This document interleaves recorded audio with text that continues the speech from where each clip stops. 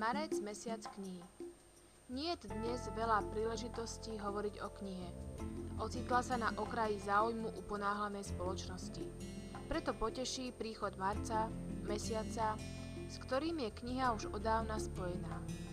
Keď práve čítame knihu, očarúva nás nie harmóniou tvarov, farieb, vôni, ako to robí príroda, ale znakmi, písmenami vtesanými do slov a vied, vypožičanými pre daný okamih z ľudskej reči. A hoci čítame v nevľúdnom čase, znaky v nás vyvolávajú úžasné božské obrazy. Hotový zázrak. Zamilujete sa do básnika, dramatika či prozaika a stane sa vám najkrajšou potechou, dobrým priateľom alebo aspoň spoločníkom.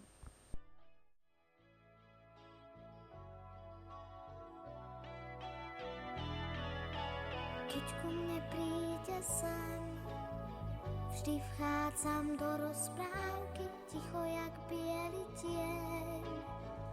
Prichádza z veľkej diaľky, na koči z bielých stúp. Škriatok, čo má vnúti, všetko zmení. Keď ku mne príde sen, vždy pritúlim sa k bábe, ležím a zrazu len sklznem jak po hodvábe na cestu z krásnych dúch, na ktorej stojí hrad z bielých siení. Sám kráľ ma víta vždy na nádvorí, sám hradnú bránu otvorí a v tom 1000 sviec sa rozhorí. Vždy víta ma na nádvorí, sám kráľ a celú noc len nech dvorí. Až kým tých 1000 sviec dohorí. No čo noc býva v tom hrade bál a ja som vždy prvou dámou a mojím kráľom býva len kráľ, kým tých 1000 sviec horí na nádvorí. Vždy keď odchádza sen, vraciam sa späť z rozprávky, ticho jak biely tieň. Prídem z tej krásnej diaľky, na koči z bielých stúch a vtedy sa zrazu hrad na dom zmení. Sám kráľ ma poboská na nádvorí, sám hradnú bránu zatvorí a v tom tých 1000 sviec dohorí. Keď ráno bránu zatvorí sám kráľ a do spánku sa ponorí. Keď tých 1000 sviec v ňom dohorí. Sám kráľ ma víta vždy na nádvorí, sám hradnú bránu otvorí a v tom 1000 sviec sa rozhorí. Vždy víta ma na nádvorí, sám kráľ a celú noc len mne dvorí. Až kým tých Tomáš, ako 1000 sviec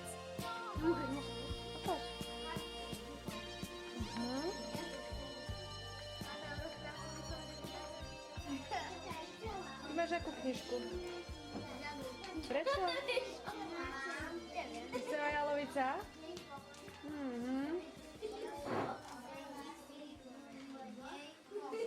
A Romanka má akú knižku?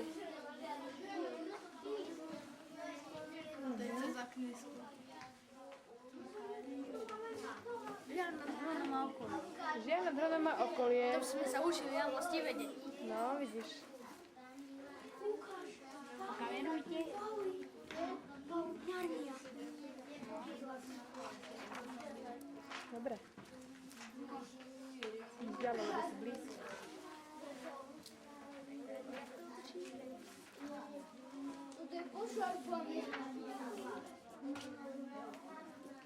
A ty? Máš akú knižčičku? Ukáž, aká je to? Zajkouško a jeho rodina. No to je pekná knižka.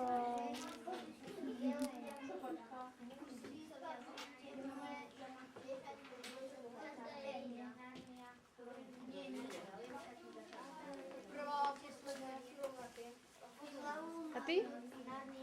Ako máš knižku? Handlovú.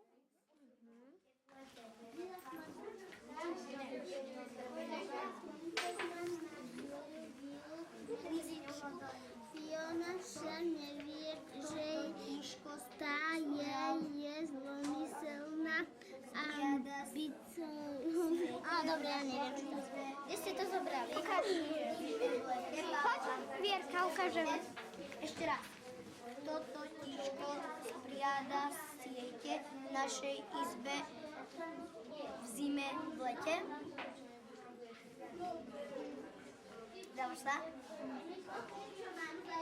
Hej.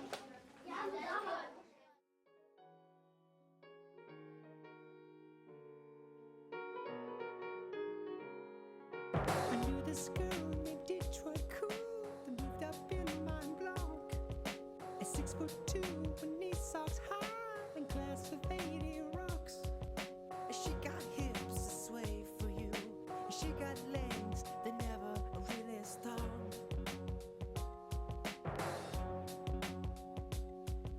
She asked me if my mama dressed me, and I do like I should. From East Delroy to 51st, around this neighborhood. And she just smiles and says to me, I just want to know if we are good. She said, tell me once again, why would you lie to me? She said, do me like you should, why would you try for me? It all depends on you, and where would you rather be? 'Cause I got everything you want. Take me back to your expensive restaurant.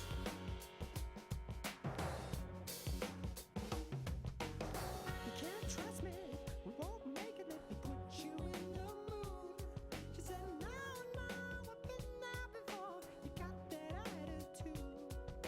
You sold me out before all this, and now I'm fabulous without you.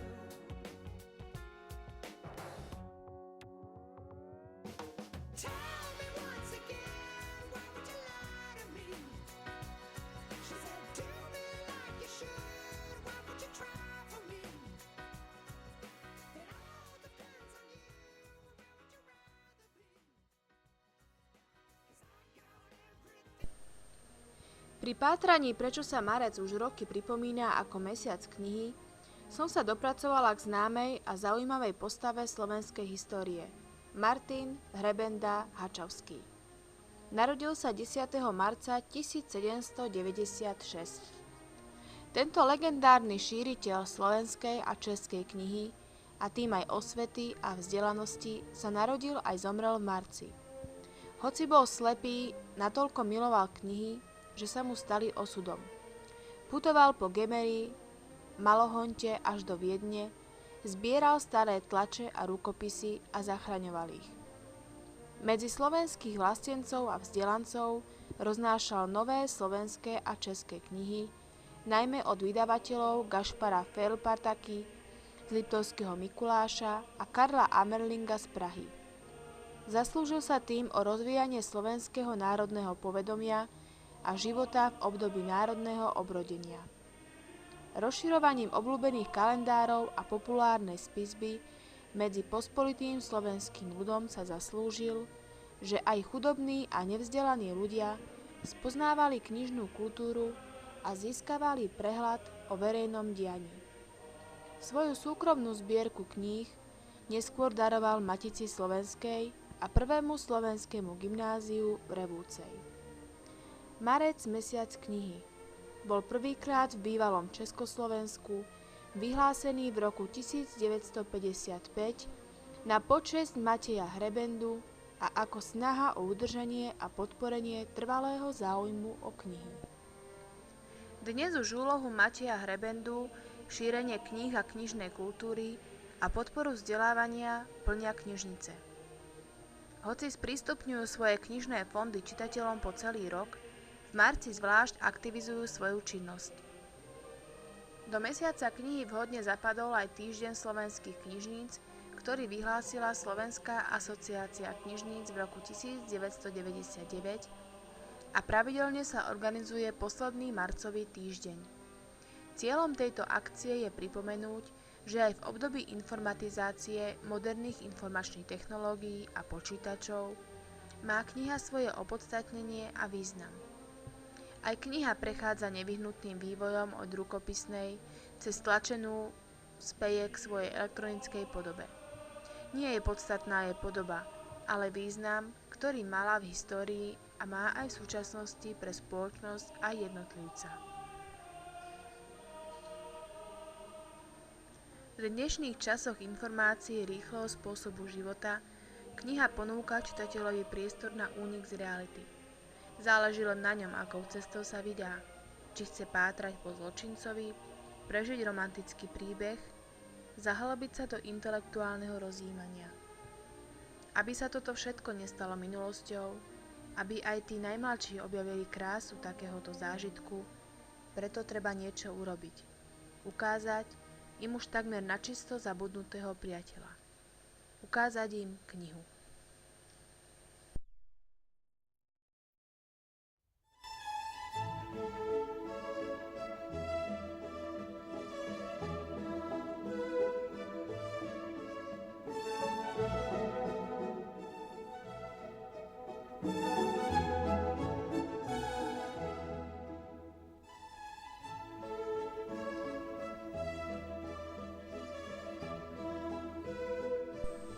Pohronské múzeum vzniklo v Novej Bani v roku 1952 z iniciatívy zberateľa starožitností Antona Solčanského. V roku 1988 z neho vzniklo múzeum s vlastivedným zameraním pre oblasť Stredného Pohronia, vymedzenú územím Žiarského regiónu.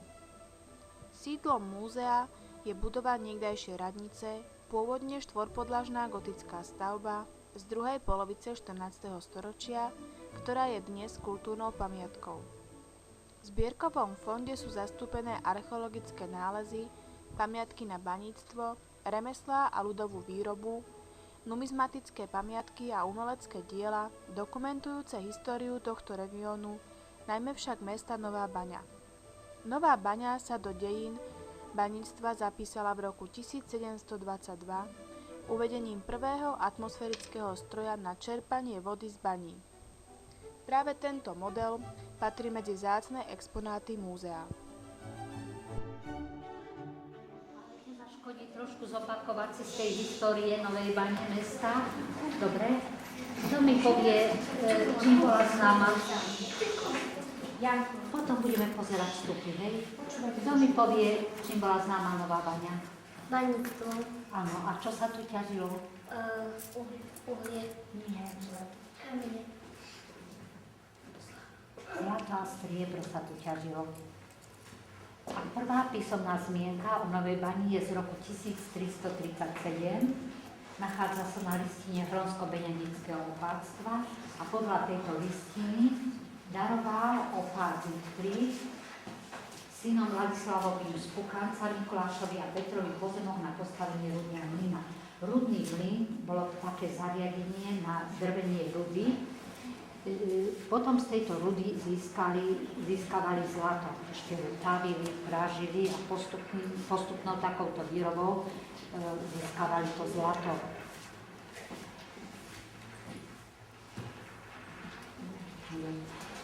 Baníci, najväčší rozmach dosahovalo baníctvo v 14. storočí. Obyvatelia mesta si postavili horný kostol Narodenia Panny Márie v 14. storočí a komorný banský grob Hensman Zedrinkel dal postaviť dolný kostolík svätej Alžbety spolu s chudobincom pre starých a chorých baníkov.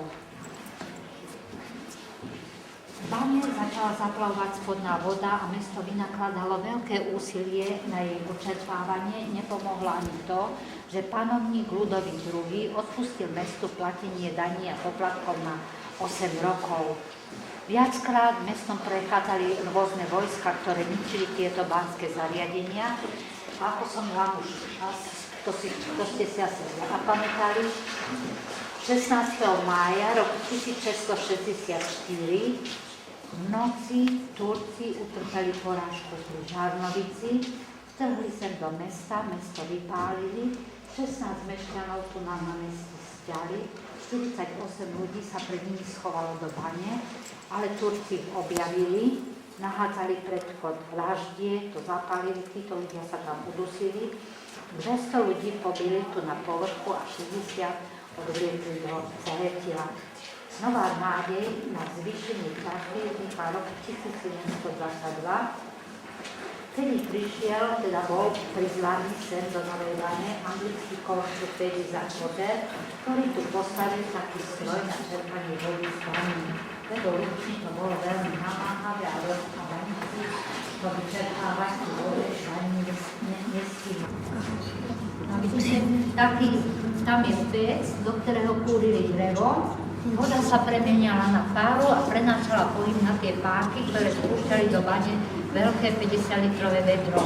Za 24 hodín vyčerpali 42 000 týchto 50-litrových vedier.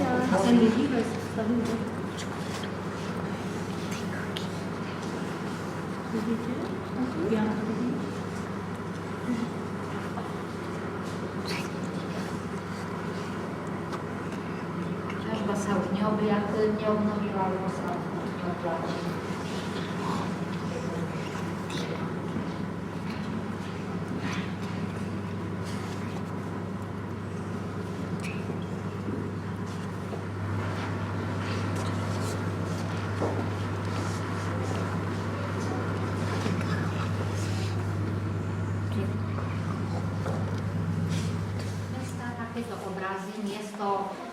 Miesto názvu, ako vy máte, že obecný úrad Ostrý Grún, tak mesta mávali takéto erby, takéto obrazy na svojich mestských pečatiach.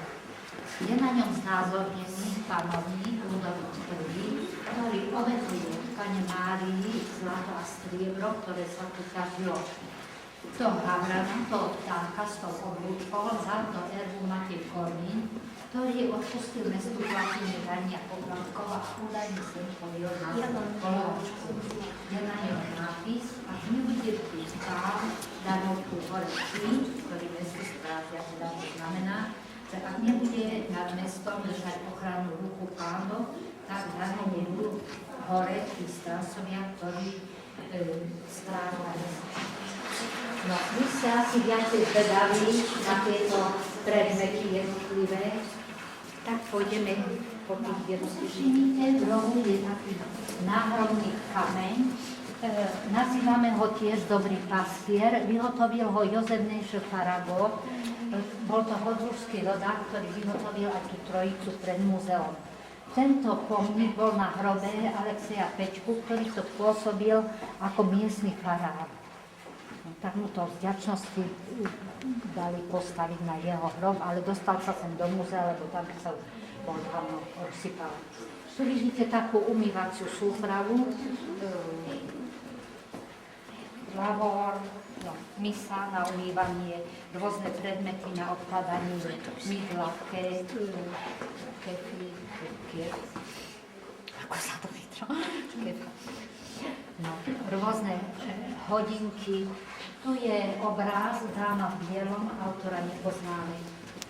Tieto predmety zase ďalej, tie sa tiež našli po domov. Je to užitkové sklo, dole je misa na ovocie a na kvety, rôzne svietniky. Dole si všimnite, sú to obaly na knihy. Bola, kedy ľudia si viacej chránili, tak dávali na ne takéto obaly. Všimnite si, tam je tiež taký obrad, ten Hermes, stále tieto predmety vyrezával novobánsky rodák Páčenka, ktorý zomrel v 1981 roku. Tieto predmety je to ako kazateľnica, oltár, ktoré boli tu v kostole, ale mali nápise do muzea. Tu si všimnite tú reťaz, čo zrezával, tá je z jedného kusa dreva, bol veľmi šikovný.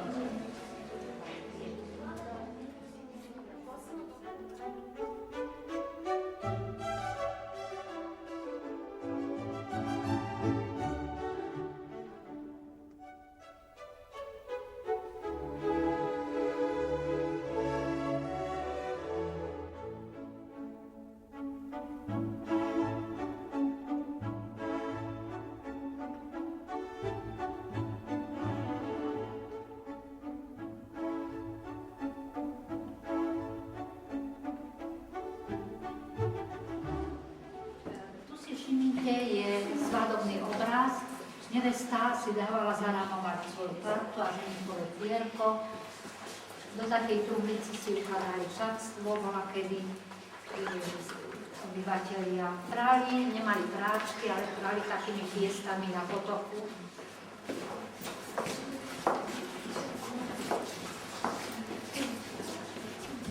Tu sú krosná a príslušenstvo kníh. Tá bába, čo sedí za nimi, je oblečená do malolehockého kroju, teda kroja z malej lehoty. V tom vitrine vidíte odev z Novobanskej oblasti, z Breznice, z Obzenice. Všimnite si tie sklomalby. Tie sú zo Starej Huty. V tom 1630 roku som spomínala, že bola tam skláreň, vyrábali tam užitkové sklo a tabulové sklo a z tých zvyškov potom malovali takéto sklomalby, ktoré chodili predávať po domovým predajom. Tu sú drevorezby od neznámych autorov, vyrezávaný Betlehem, rôzne kviety,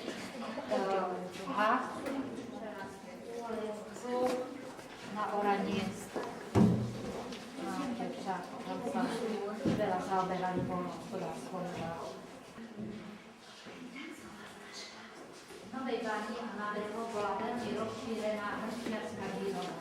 Tieto svoje výrobky chodili predávať aj na dolniaky a chodili vymieňať za obilia a policu.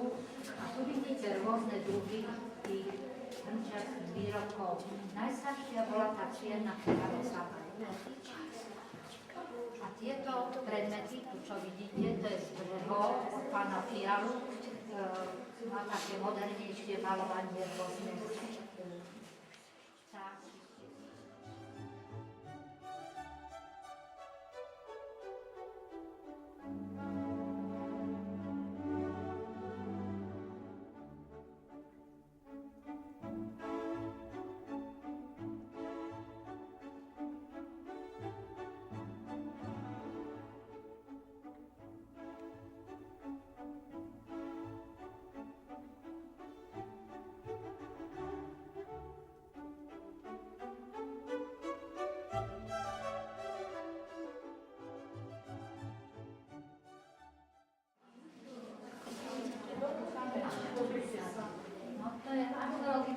Expozícia, nachádzajú sa tu predmety z celého bývalého žiarskeho okresu.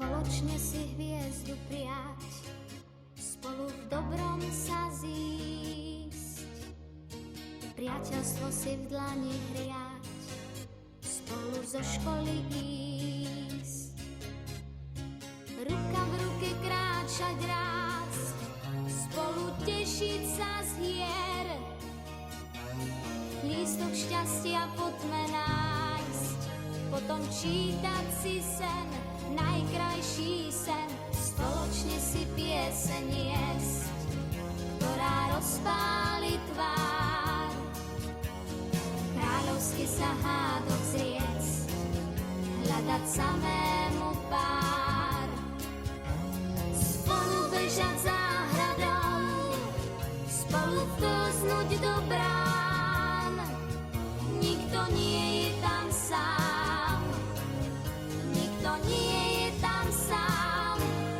keď je niekde v nás pieseň krásnych čias, hojná v náručí, lásku stáročí, zo pár priateľov, zo pár dobrých slov, kým je niekde v nás, nemá nádej mraz.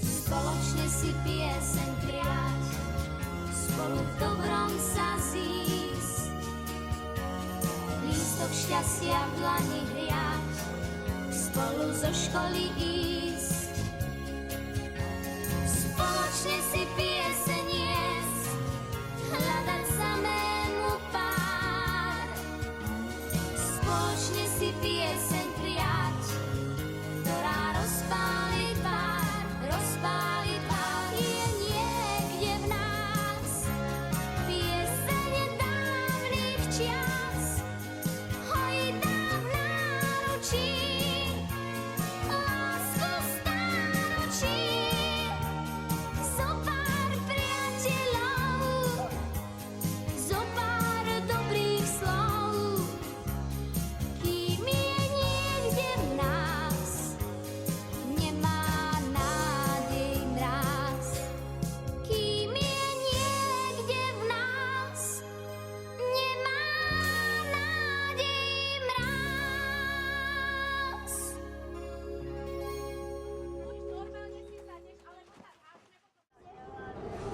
Keď si šťastný, tleskaj rukami. Keď si šťastný, tleskaj rukami. Keď si šťastný, tleskaj. Keď si šťastný, tleskaj. Keď si šťastný, tleskaj rukami. Keď si šťastný, rúbaj nohami. Keď si šťastný, rúbaj nohami. Šťastný, dúpaj. Keď si šťastný, dúpaj. Keď si šťastný, dúpaj nohami. Keď si šťastný, ústreť do kolien. Keď si šťastný, udri do kolien. Keď si šťastný, udri. Keď si šťastný, udri. Keď si šťastný, udri do kolien. Keď si šťastný, ústreť prstami. Keď si šťastný, ústreť prstami. Keď si šťastný, lúskaj. Keď si šťastný, lúskaj. Keď si šťastný, lúskaj prstami.